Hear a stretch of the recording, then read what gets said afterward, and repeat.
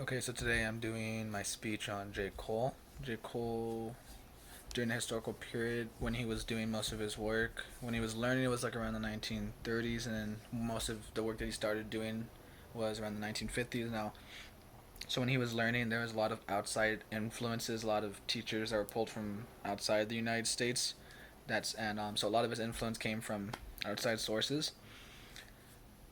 And he worked with he one of the some of the people that he worked with are people like Ted Shaw and Ruth St. Dennis, some of the people that we've learned about, and where he was working with the Dennis Shaw Company and Weidman.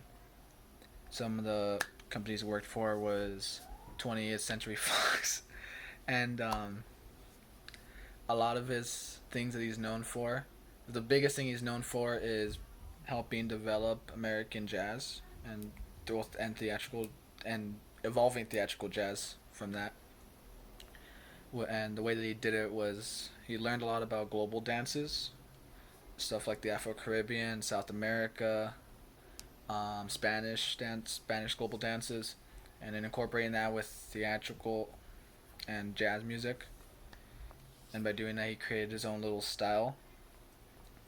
And a lot of his information you look on J. Cole, as you look it up, and I started doing my research, there's a lot of work on the choreography he actually did, and the films he helped with, not so much on him as a dancer.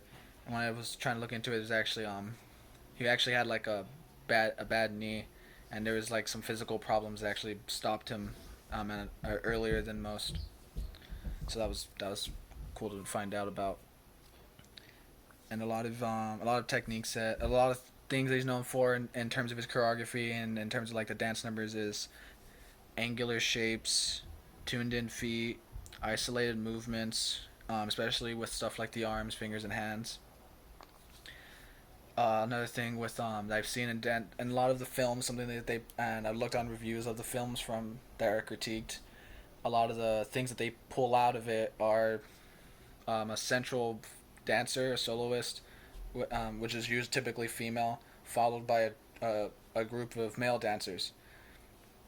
And they usually use a female dancer to capture the attention of the audience with all the dances I just talked about. Some other things would be over the head claps, parallel movements, and pile, or I'm not sure how to pronounce that. It's pile and then there's a little asterisk on top of the E. But yeah, one of the biggest things J. Cole was known for was incorporating these ethnic movements or ethnic global dances with jazz, and um, and it kind of created some uniqueness to jazz and started making like the American part of jazz. So, and if I was looking it up on Google, it was literally just said the helped the father of American jazz. But yeah, he was very and he influenced a lot of further choreographers that further developed it. So yeah.